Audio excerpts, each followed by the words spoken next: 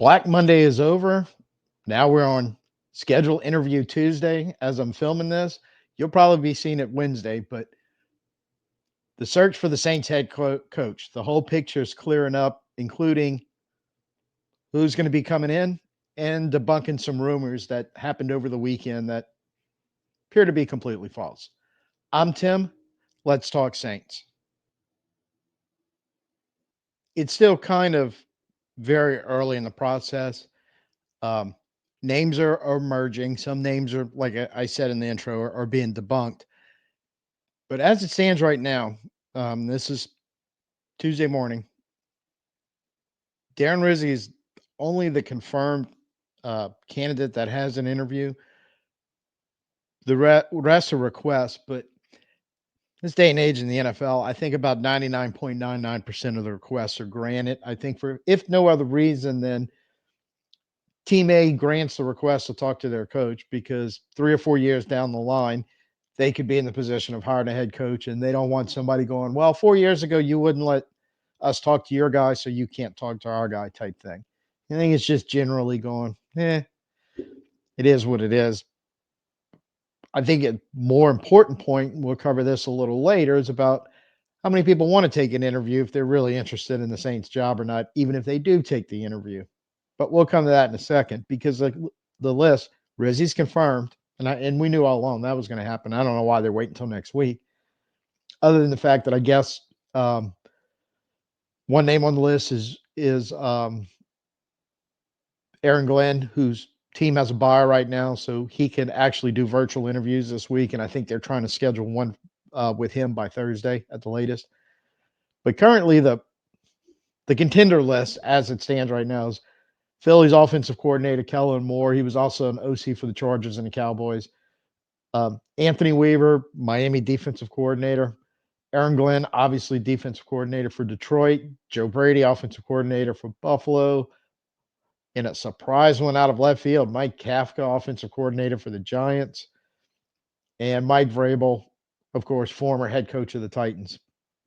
Over the weekend, there were some rumors coming out, and I'm not going to get in the middle of who said what and why it was reported. So I guess these were unconfirmed rumors or completely false, depending on what source you want to believe and who says what, because there's been some, I don't want to say controversy, but just a little back and forth here and there on David Shaw, which does not appear to have been ever in the mix of consideration. Matt Nagy seems to have been a false flag.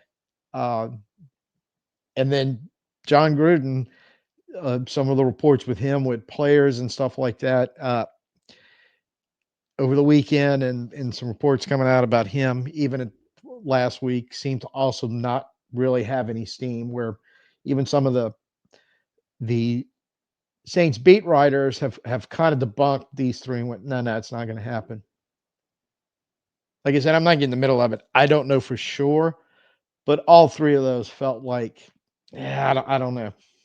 Long shots at best, considering some of the other names on the list. Now, if everybody turns us down, these names may come around again, but we'll see how it shakes out. The name that obviously I mentioned, Kafka, coming out of left field, Giants offensive coordinator. Not sure how he got in there. Anthony Weaver, defensive coordinator for Miami. If we're going to go the defensive coordinator route, I am going to solidly at that point cast my lot with Aaron Glenn. So those two I found kind of interesting, but I think this list could grow. Actually, the Saints are at least given the appearance of where I keep hearing the phrase, we're casting a wide net and we're doing a lot of searching. I think that's good for two reasons. One, you need to, because you need to find the right guy in all this. And the second thing is, well, honestly, a lot of these names may come in and give an interview, but again, I don't know how serious they are in taking the job. So the more names you pull in, the more maybe you find, because I think this is just so important. If you want to start the turnaround and fixing, you got to get the right guy. under whatever parameters they're trying to set up as the right guy. You've got to make the right choice. Otherwise, instead of 1, 2, hopefully not more than 3 years of not good situation the Saints are in to rebuild and turn things around, you hire the wrong guy, then you're just adding 2, 3, 4 more years onto it. They have to realize that they have to have a good, concise of what we're looking for, because I am hearing nothing about front office turnover from the Saints right now. And you would think that if that was going to happen, it would have already started before you get into the coaching hire process. So I'm a little concerned from the get-go on all this that nothing's going to change at the top. If it doesn't change at the top, what's really going to change down here? But maybe you get one of these head coaches that's the right guy to walk in, change the culture. And part of that will be, I don't want to say fighting with the front office to the point of getting yourself fired, but having some strong opinions going up the chain and going, no, guys, we've got to rethink this. We've got to rethink that. We've got to do this in a different way. The right coach comes in with the right culture, it's entirely possible. One last thing, literally before I started filming this, I checked the Twitter machine, and the Titans just fired their GM, Rand Carthon, after only 2 years, and they've stumbled into the first pick overall in the draft this year, which I find very interesting. I don't know what the ramifications of that is going downward is going to be for them. Could it be possible they hire a new GM, come in, and he wants to start over as head coach, and they bring in a new one? That's the main reason why I'm bringing this up. Going, and we're going to go through the list of jobs after Black Monday ended. But just as a point of reference, the Titans may have suddenly decided, now that we've got the first overall, we're going to rethink a lot of things, and they may start some type of top-down rebuild working towards that first-round pick. All that, in a weird sort of way, is going to affect in some way, shape, or form what the Saints are going to be able to do and what they're going to be willing to do, and who's going to be willing to come in and take the job. This is how it shakes out after the Monday after Week 18 ends, when coaches start getting fired. It was a little surprising. The post-game show Sunday, when this came up, I said, well, let's set the over under at 7.5. So I took the over and took 8. And so far it's a total of 5. Now, we knew about the first 3 that happened during the season, which was the Saints, obviously the Jets and the Bears. Patriots wasted no time firing Gerard Mayo. And I really think that was part of that is they're looking hard at Vrabel now that Vrabel's available, because his contract with the Browns as a consultant had run out. The Jags fired Peterson, which I think he's been a lame duck since like week 10 or 11. I don't know why they kept waiting to do it, other than the fact that they're the Jags. It seems so far that Antonio Pierce has survived at the Raiders, and Mike McCarthy's survived with the Cowboys, and Jerry Jones isn't going to make a change. And that was 2 I thought really might have happened. It didn't. The Giants surprisingly retained Dayball. The Browns, we knew, had already decided to retain Stefanski because they had started firing assistants earlier last week, I believe. And the Bengals started firing assistants. So I think Taylor was in trouble for a while early in the season, but I think that surge at the end, and I heard today that it's like an offensive lineman, a offensive line coach, defensive coordinator, I think, and a couple other assistants will let go. That's normally much like Stefanski in Cleveland. The scapegoat, fire assistant, your head coach gets 1 more year. So of those, and then again, like I just mentioned earlier with the Titans firing Rand Carthon, I don't know if there's a head coaching, but I think that shakeup getting ready to go on there. But whenever the GM's fired, the head coach is going to get nervous, put it to you that way. So it's 5, maybe 6, maybe something happens with some of these, say the Raiders or the Cowboys, where that decision maybe comes a little later in the week. Who knows? But 5 is a hard number right now. And the reason why I bring this up is because The more jobs that open up, the harder it's going to be for the Saints to find the right guy. Because, in my opinion, of the 5 that are open right now, the only one that is clearly, and I mean 100% clearly, I don't know if anybody could argue this, worse job than the Saints is Jacksonville, largely because Peterson was the lame duck, but they kept Trent Baalke as the GM. Now, this is the guy that, if you think back about 10 years ago, had the real issues with Jim Harbaugh in Frisco, basically coming off a Super Bowl run that basically led to Harbaugh flying the coop, going to Michigan. Baalke ends up getting fired. Kind of lost track of him, but he shows back up in Jacksonville over the last few years as a GM. I don't think he's done a swimmingly good job there. They've had issues. I think they have some ownership issues with the Cons, but you know, it could be a toss-up between which one of us 2 organizations. But I think oddly enough, we're in a little better position just because we do have a history of basically 2006 to roughly 2020 that Jacksonville doesn't have, and I think that helps. That I don't want to ever call the Saints a blue blood because for years we never considered it, but in actuality, if you stop and think about, the team was on pretty solid ground up until the last couple of years where you kind of started slipping off the foundation, and that's where you're trying to get back to. I don't know if Jacksonville's ever truly had a foundation, so there's that. But the other 3 have something that the Saints don't have, and at various spots they have good young talent that a coach can come in and look at and go, despite all the other issues going on, I've got some areas already in place that I can build around. Obviously, Drake May in New England is probably a big selling point there. And again, New England has been a bedrock foundation. Not very good the last few years, but you feel like if a good coach, say like a Mike Vrabel, comes in, kind of gets the culture reestablished, turned around, and they fix some of their front office issues, and be right back where they were. The Jets, Breece Hall and Garrett Wilson on the offensive side alone has got to be getting, especially some of these offensive coordinator types, going, if we could just get a quarterback.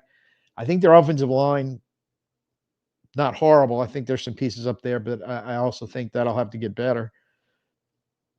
But on the defensive side, Sauce Gardner, McDonald, Quincy Williams, they've got some fairly good, young, exciting football players on that side of the ball that, again, guys, you can kind of build some stuff around, but you still have to build on both of them. And some of these coaches on this list who are looking for, well, we kind of got to jump, whether, throw Chicago in with Caleb Williams, whatever he's going to turn into, but there may be a coach in here that goes, we can get him right. We got to rebuild the offensive line. They've got Rome Odunze over there. They've like Brisker, a few really good young guys on defense. And again, you're going, it's not a solid foundation, but you can look around and go, there's some guys that are going to be under contract the next 2 or 3 years that are good enough that we can start building around. And the problem with the Saints is it's harder and harder when you look at our roster to find that, throw the cap issues on top, and throw the just the culture kind of coming apart on us like it has the last couple of years, all makes it a little less desirable than some of those other 3. But we'll see how it plays out. Now, unlike some people, I don't know that some of that can't be overcome in the interview process, especially if our front office is going to sit down and go, okay, we've identified this problem, this problem, this problem. This is how we're going to fix it. That's the stuff we need to take care of, where the coach is going to go, okay, on my end, the culture and then whatever else, boom, boom, boom. Maybe you get to the mesh point there, and maybe that's where we can work it out. The front office doesn't make the changes, but they acknowledge what they need to change, and they take the appropriate steps to fix that. And the head coach comes in and goes, okay, that's up there, here at this level and on down. I got it. This is what we're going to do. I can't tell you whose odds are that they're of the guys that the Saints are going to bring in and interview, because I think that list may even grow larger than the one I just read off to you. Odds are 1 or 2, and they're going to be good NFL head coaches. 1 or 2 of them are going to be outright terrible. Everybody else is probably going to fall somewhere in between, where if they don't get the right chance wherever they go, they're going to fail. But if they're given the opportunity to succeed, they've got a shot. I think that's kind of probably where we're going to wind up with one of those. If we can meet them halfway and fix some of our problems that we've been ignoring, to give them a chance, the right guy can come in and fix the rest. And I'd like to say 2026 we're competitive, because I just don't think we're going to be in 2025. And I think everybody on that list pretty much knows that. That's just kind of the appetizer, the starter course on the head coaching search. I suspect this is going to kind of drag on for a while, especially since if Moore and Brady and obviously Glenn are 3 of the leading candidates, they're all in the playoffs right now, and so it may take a little while before if they become front runners or actual legitimate chance of bringing those guys in. Much like Kubiak last year is hiring him as offensive coordinator, kind of about halfway through the playoffs, everybody knew it was going to happen, but you still had to wait till he became accessible so you could make it official. So I think somewhere in the next few weeks, you may start hearing some names like that as a possibility of the top candidates emerging, and one of them coming out. I think the only one that's really truly signable right now would be Vrabel if he'd agree to it. But again, I just feel like that New England's probably wanting him pretty bad. He may want to go home there. So we'll see. But he is supposed to be taking an interview with the Saints, is from what I'm hearing. So, and I don't think he would be a poor choice for the Saints at all. So we'll see how it plays out. Like I said, I'm filming this kind of on Tuesday, and I'm quite sure by the time I get this through the process of editing and uploading and everything else ready to go for Wednesday morning, that's when you'll be seeing it. Things are going to change. Live That will be live on Thursday afternoon, kind of the almost grab your hard hat and your lunch pail episode of Let's Talk Saints, because I think that's what we're boiling down to is we've got a lot of work ahead of us as an organization. I think those are the topics of conversation we're going to keep talking on, and head coach is definitely part of it. Salary cap, which we've done some stuff on, definitely a part of it. The upcoming draft, God knows that's definitely a part of it, and kind of some other things going around in there, because it's just not one thing that the Saints can focus on and fix, and everything's going to be hunky dory. It's a lot harder and more complicated than that. But the cap and the coach, 2 starting points right now that you can start working on and getting those fixed, kind of going hand in hand, and get those 2 fixed up. And then let's start getting everything right and on track for that draft coming up in April, because that's going to be the next critical thing after the cap and the coach. That's my conclusion at this point. Thank you for dropping in. Just a little quick one, because I really wanted to do the head coaching update. In the comments, let's hear it. And probably by this time this comes out, like I said, there may be some changes on that list, or additions or subtractions or whatever. Pop them down there too. Make sure we'll talk about it Thursday on the live stream. Thumbs up, like, share, subscribe. Make sure you hit the notification, especially since I'm going to try for Thursday afternoon. Normal time, which is about 2 p.m. Central. Not sure that's going to happen, but if you got the notification clicked and YouTube's actually allowing it to work correctly, you'll know for sure once I'm live and can join us. Best way to support the channel. Can't say it enough, and I'm going to say another thank you in advance. Smart Shop. There's the link. Got some stuff up. Still got a pretty decent 25% discount on the second item you buy after you buy one. And again, thank you in advance for those that do purchase. So I see you Thursday afternoon. I'm Tim. Peace out, and who dat?